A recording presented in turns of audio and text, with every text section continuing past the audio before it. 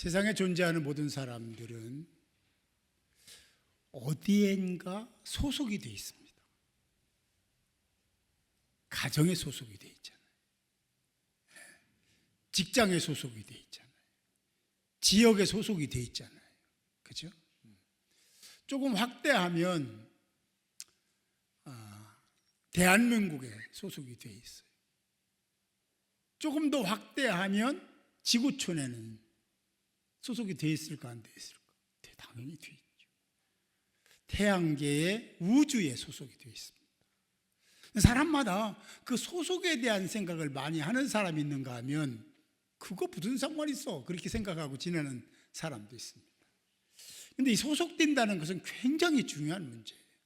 소속감을 키우고 갖는다는 것은 그 사람이 얼마나 가치 있고 의미 있는 인생을 사느냐 하는데 굉장히 중요한 기준점이 되기 때문에 소속감을 가져야 된다.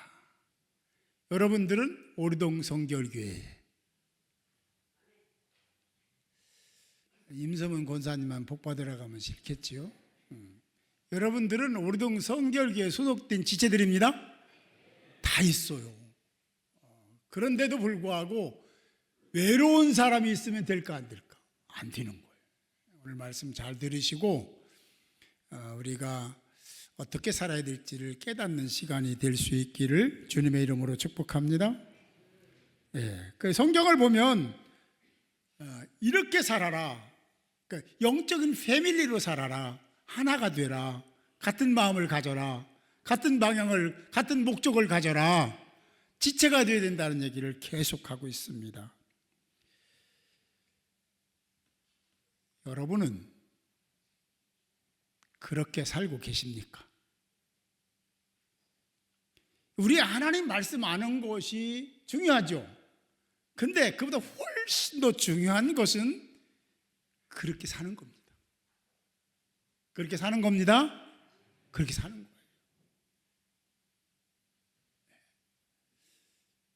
오랜 신앙생활한 사람이 신앙생활 잘하고 믿음이 좋은 사람일 수 있는 가능성이 크죠.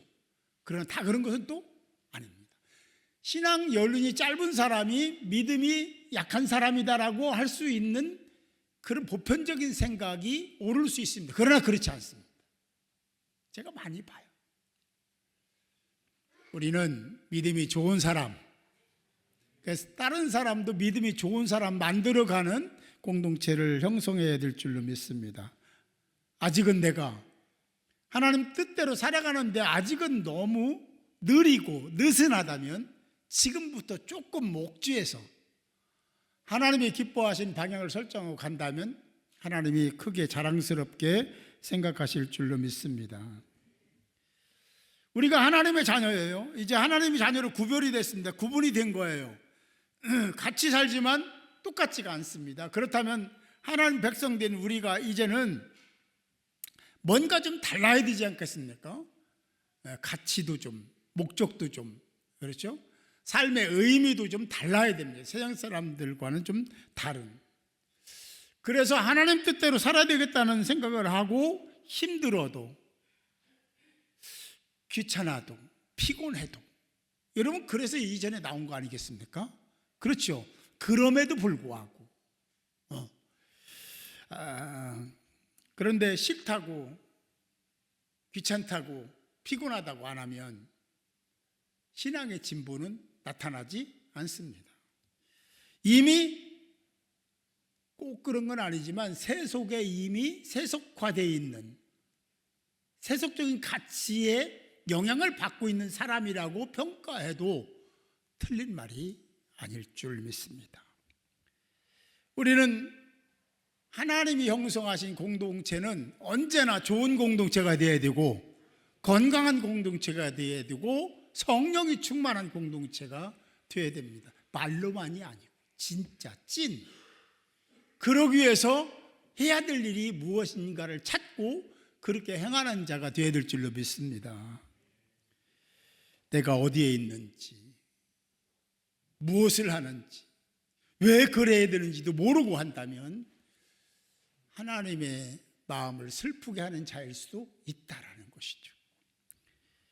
지금 세대가 많이 바뀌었습니다. 코로나로 인해서 뉴노멀 많이 들어봤죠. 뉴노멀. 이 뉴노멀이 뭐냐? 달라진 거예요. 새로워진 거예요.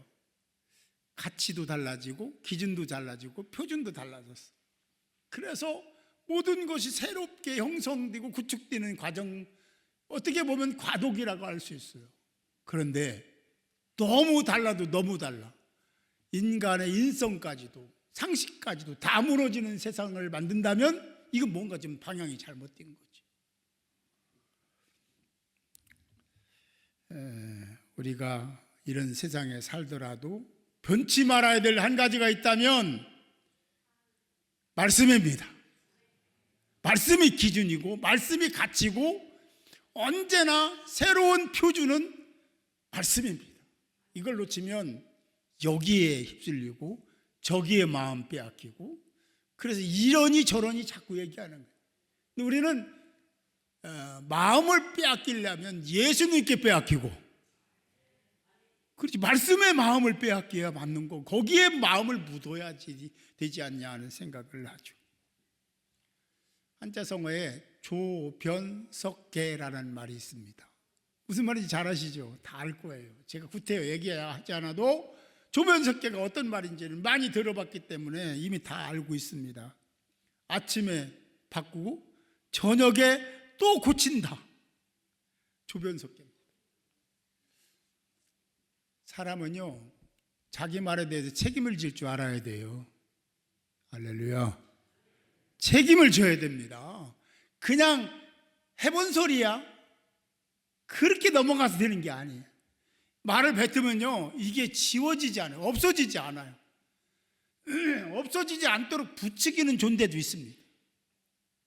우리는 하나님의 사람으로, 할렐루야, 성령이 말하게 하심을 따라 말하고 성령에 이끌려서 행동하는 하나님의 사람들이 되어야 하나님 마음을 흡족하게 해드리는 자가 되지 않을까 싶습니다.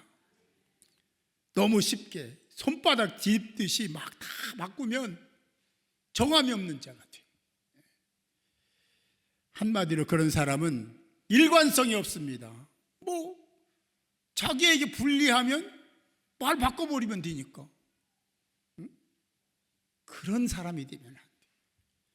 언제나 일관된 가치를 지니고 인생 여정의 모든 것에 대해서 통일을 이루는, 그러니까 그 가치가 다른 사람에게도 인정이 될 수 있는 언행심사를 지닌 사람이 하나님께도 기쁨이 되고 자랑이 될 줄로 믿습니다. 성경 인물 중에 뭐 여러분도 그렇지만 하나님의 은혜를 많이 덧입은 사람들이 있습니다. 그들이 진짜 하나님을 만나면 달라지는 거예요. 변화되는 거예요. 자기 생각을 내려놓는 거예요. 성경에 많이 나오잖아요. 뭐 대표적인 인물이 바울 아닙니까? 그분은요, 이렇게 살았는데 예수 만나고 완전히 이렇게 살아요. 다 내려놓습니다. 야곱도 꾀쟁이잖아요. 그 과정을 잘 아시잖아요. 그렇게 일평생을 거의 살았잖아요. 완전히 거꾸로지잖아요. 야복강가에서. 그죠? 하나님 만나고, 그리고 하나님 중심으로 살려고 애를 쓰지 않습니까? 반면에 하나님과 주님과 그렇게 살면서도 여전히 변치 않는 사람이 있습니다. 답답한 인생. 그죠? 심지어는 예수님의 제자예요. 예수님과 함께 동고동락 했음에도 불구하고 예수님을 팔아먹는, 충청도에서 이럴 때 빌어먹을 놈 그래요. 들어보셨죠? 빌어먹을 놈. 가룟인 유다. 아니, 말도 안 되는 거예요. 예수님 같이 동고동락 했는데 어떻게 그 조그만 돈 받고 팔아먹습니까? 나는 예수님 절대로 배신 안 합니다라고 호언장담했던 베드로 형편없이 무너졌잖아요. 네.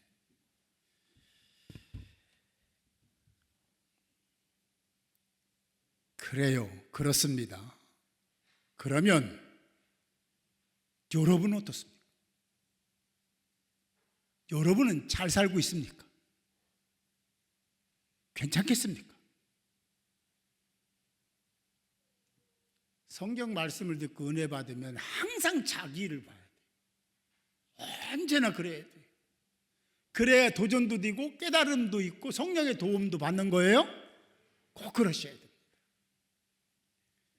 내가 듣기에 불편한 말씀이 있으면 마음 상하면 진짜 유치한 신앙입니다.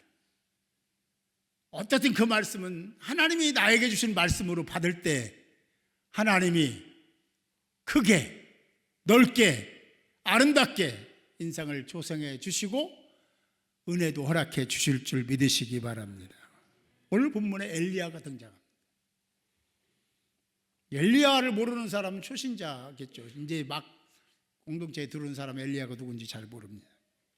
그러나 엘리야는 우리가 다 알고 있어요. 하나님의 부름을 받은 후에 그는 하나님의 사람으로 삽니다. 갈멜산에서 세 개의 대기를 벌리잖아요. 바알과 아세라 신을 섬기는 850명의 선지자들과 딱 한 명이잖아요. 엘리야와 세 개의 대결을 펼쳐요. 누가 이겼습니까? 똑똑한 엘리야가, 잘난 엘리야가 이겼습니까? 아니 850명이 이겼나요? 엘리야가 이겼죠. 왜냐하면 그의 배후에는 누가 계셨습니까? 하나님, 여호와 야훼 하나님이 계셨기 때문에 이긴 거예요. 10,000,000명이 와도 이기십니다. 그거는 하나님의 권세고 하나님의 능입니다. 여러분, 하나님을 의존하고 하나님을 신뢰하고 하나님께 맡기고 제발 맡기고 그냥 순종하며 살아가는 복된 자가 되기를 주님의 이름으로 축복합니다. 그렇습니다. 그런데 그렇게 세 개의 대결을 벌려서 850명 이기고 그들을 다 처단까지 했는데, 그러면 이 대단한 존재가 되어야 되는데 그 순간부터 도망자가 됩니다. 왜냐하면 아합 왕의 아내인 이세벨이 또 반드시 죽이겠다라고 호언장담을 했기 때문에 그게 덜컹 겁으로 바뀐 거예요. 그래서 그는 주랭랑을 놓기 시작하죠. 광야로 달리고 뛰고 그냥 대충 그랬을까? 쉬지도 않고 달렸을 것 같아요. 잡히면 죽는다 이런 생각 때문에 그러지 않았을까 하는 생각을 하죠. 인생의 최대의 약점은 뭘까 생각해 봤습니다. 여러분 어떻게 생각하세요? 인생의 최대의 약점, 미혹당하기 쉬운 것, 그게 뭘까? 제가 하는 말에 동의되는 분도 있고 동의 안 되는 분도 있을 거예요. 인생의 가장 큰 약점이면서 아킬레스건은요, 돈입니다. 돈에 그렇게 약할 수가 없어요. 돈 때문에 거짓말하고요, 돈 때문에 죄 짓고요, 돈 때문에 다른 사람이나 공동체가 무너져도요, 나라가 무너져도요, 돈이 있으면 되는 거예요. 권세 명예도 그렇습니다.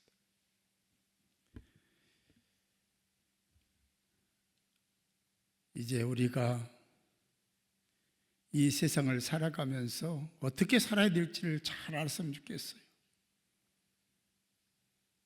심지어는 그리스도인들도 그런 것들 때문에, 그것들 때문에 신앙 양심까지 팔아먹는, 많이 제가 힘들어요. 저 사람 안 봤으면 좋겠다. 우리는 신앙 양심을 팔아먹으면 안 됩니다. 세상에 그런 뉴노멀로 인해 형성되는 수십, 수백, 수천억 개가 형성되더라도 우리는 오직 말씀, 할렐루야, 말씀으로 돌아가야 돼요. 그게 하나님의 준엄한 명령입니다. 시대가 바뀌어도, 다 바뀌어도 하나님 말씀은 바뀌지 않습니다. 그대로인 거예요. 그 말씀을 진리의 말씀으로 받들어야 되는 거예요. 세상 따라가면 안 돼요. 여기 저기 주님이 계시다고 거기 따라가도 안 됩니다. 우리는 오직 예수입니다. 십자가 짊어지고 가야 되는 거예요. 그게 우리가 가야 될 길입니다. 이미 모든 그리스도인들에게 정해진 겁니다. 앞으로 정할 얘기가 아니에요. 이미 정해진 거예요.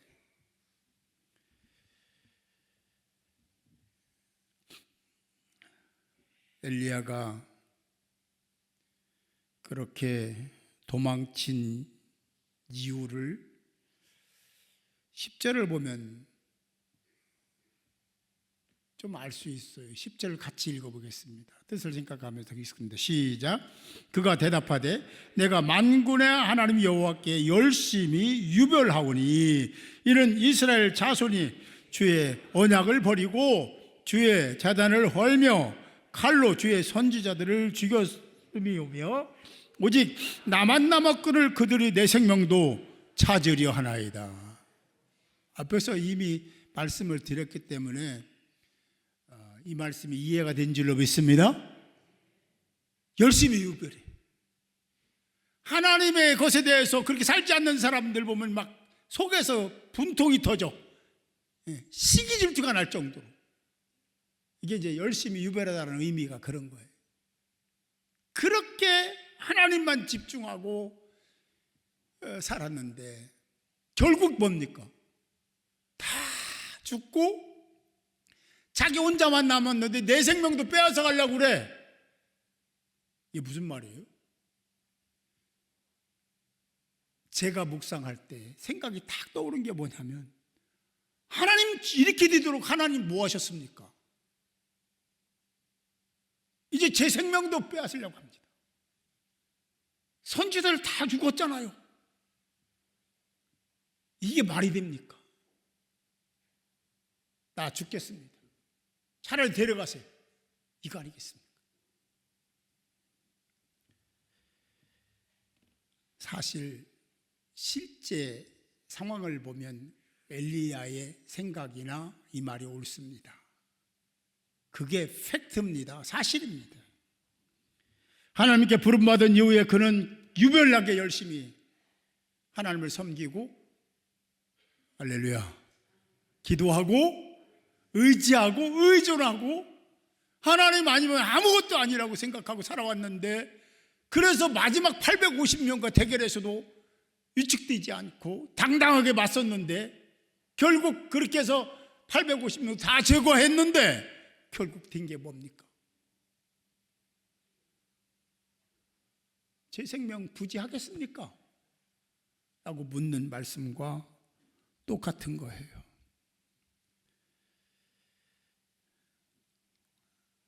여기서 한번 우리 생각해 봅시다. 엘리야가 홀로 남았어. 이세벨은 엘리야를 죽이겠다고 호언장담하고 지금 엘리야가 있는 쪽으로 군사를 보냈는지도 모르죠.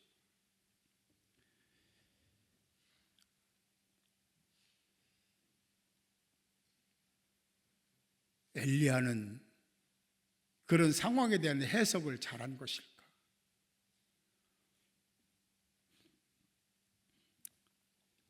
엘리야가 혹 그런 상황에 속지는 않은 것인가? 그래서 두려워했다면 그의 생각이 다를까? 옳은 것일까? 사람이요, 두려움에 빠지면요 위축이 됩니다. 바른 생각을 하지 못합니다. 해야 될 일을 하지 못해요. 그리고 비굴하게 됩니다. 죄도 짓습니다. 이게 이제 그런 상황에 빠지면 그렇다는 거지. 혹 엘리야가 그런 것은 아닐까? 18절에 말씀합니다. 그러나 내가 이스라엘 가운데 7,000명을 남기리니 다 바알에게 무릎을 꿇지 아니하고 다 바알에게 입맞추지 아니한 자니라. 엘리야의 생각이나 말이 옳습니까? 천하의 엘리야입니다. 그 시대의 최고의 영성을 가진 자입니다. 그런데요, 자기 생명을 소중히 여기고 그들의 권세를 보니까 내가 죽겠는 거야. 이게 뭐예요 도대체? 하나님 어디 계신 거예요? 그렇게 얘기는 안 했지만 도망하면서 별 생각 다 했을 거예요. 사람이니까. 그리고 마지막에 차라리 다 데려가세요. 그런 거 아닙니까?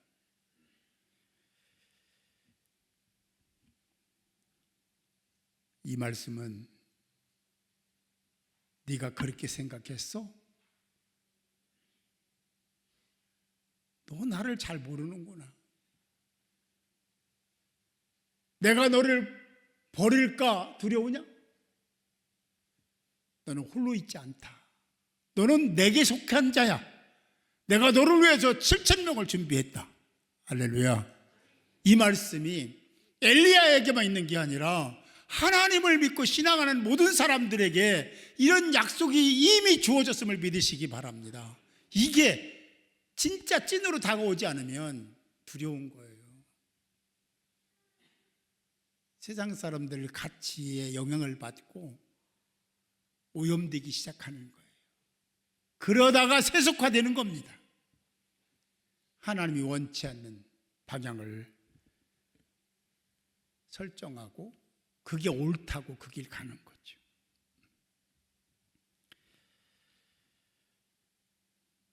힘들고 고통스럽고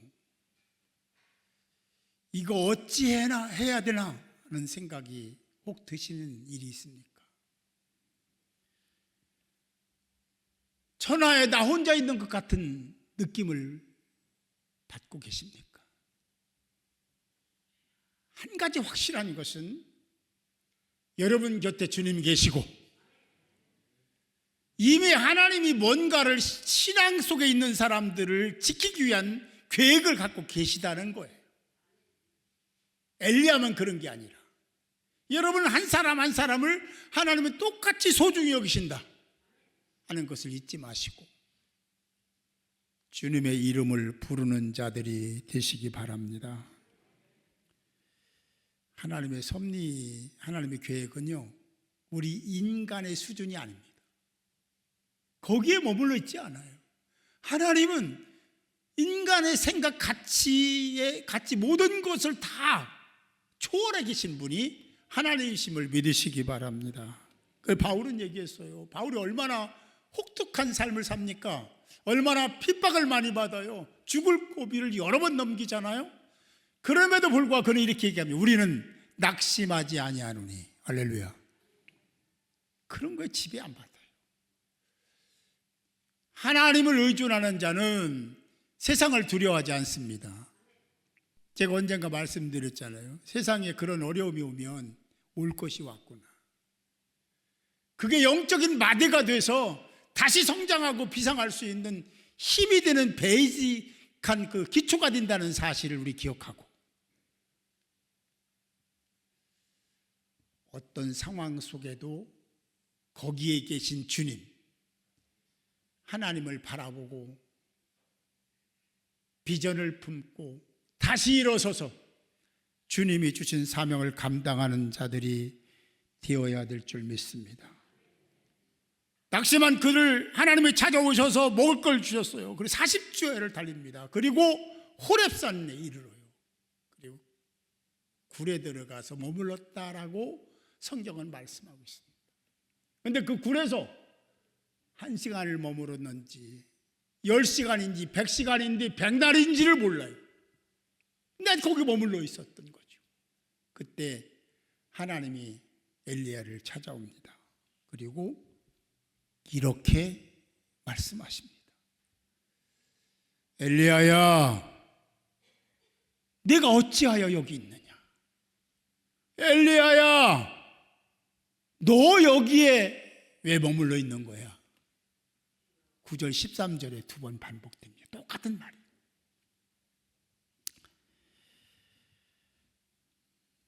네 자신이 머문 그 자리를 돌아보라.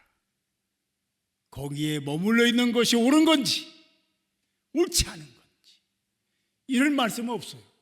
그런데 그 의미가 그런 거예요. 네가 머물러 있는 것이, 거기에 머물러 있는 것이 맞냐? 그래서 40죄를 달려온 거야? 내가 그래서 너에게 힘을 주기 위해서 먹을 것을 공급했니?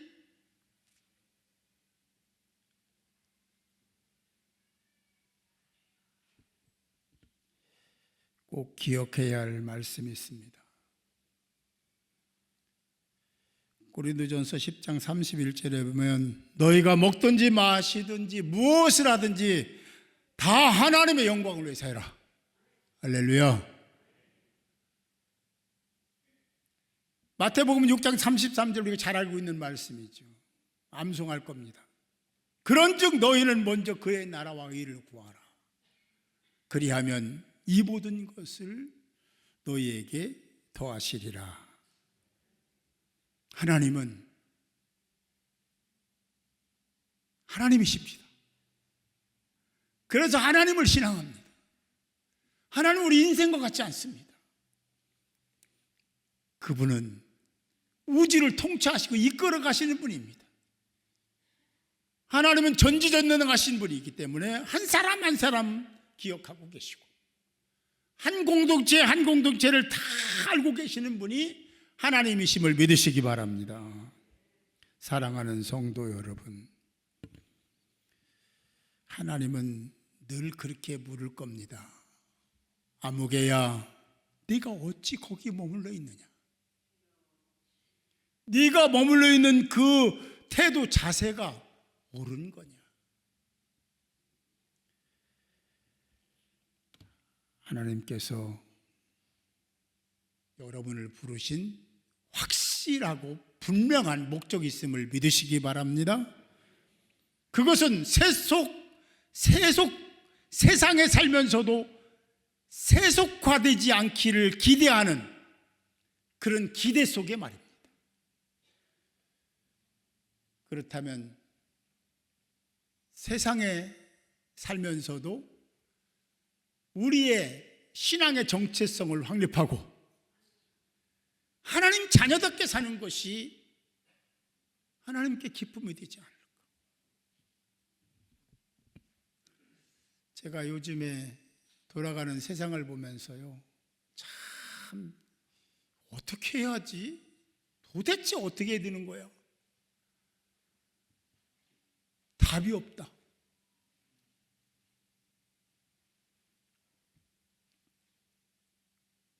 그렇다고 포기할 수는 없다. 그렇죠? 하나님이 계시고 주님이 계시고 성령님이 계신데 한 가지 답을 찾았다면 주님이 하신다. 하나님이 하신다. 우리는 말씀이 전부예요. 세상의 모든 그런 거 다 지나가요. 그냥 지나갑니다. 우리 지나가는 속에서 우리도 다 지나가고 마는 거예요. 근데 거기서 그러면서 우리 인생이 지녀야 될 기본적인 자세도 지니지 못하고 산다면, 우리가 하나님의 사람인데 하나님의 사람으로 살지 못한다면 주님 마음 찢어지죠.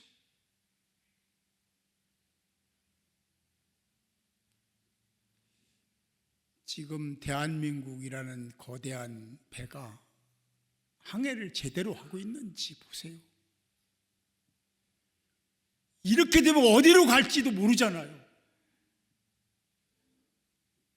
기도해야 될 줄로 믿습니다. 방법은 없어요. 우리가 뭘 하겠어요? 우리 같은 서민이 대단한 사람들도 못하는데. 그러나 하나님 살아계시기에 희망이 있고 소망이 있습니다. 여러분 기도하셔서 거기에 머물러 있지 말고, 거기에 주저앉아 있지 말고 내가 해야 될 일을 행하시고 그걸 실행하시고 실천하는 자가 되어야 되지 않을까. 그게 바로 하나님이 찾으시는 그리스도인이 아닐까, 성도 자기 백성이 아닐까 하는 생각을 합니다.